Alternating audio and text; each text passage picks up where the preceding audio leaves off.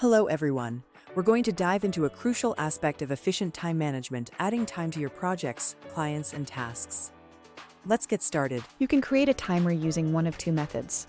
Here are the steps to create your first timer manually. Click on the plus button to add time manually. Click on plus client project task to specify what you're working on. Choose a client from the list or create one if needed. If the task isn't related to a client, select no client internal work. For time off leave, click the time off button. Select a project task or create one if needed. If manually logging time, use this format. Add optional notes about your task. Mark the task as billable or non-billable.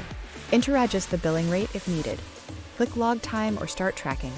If you want to use the timer for tracking, click on the play button and fill in the fields. Now, if you click start tracking, the timer will turn blue, allowing you to easily monitor the tracked activity.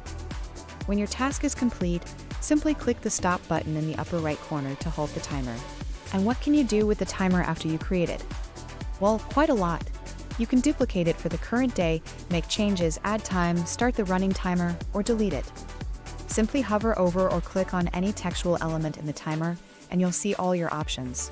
Remember, the timer data is automatically transferred to timesheets, reports, and the dashboard, ensuring you can effortlessly track performances. That concludes our tutorial on adding time with the timer. Thanks for tuning in, and happy time tracking.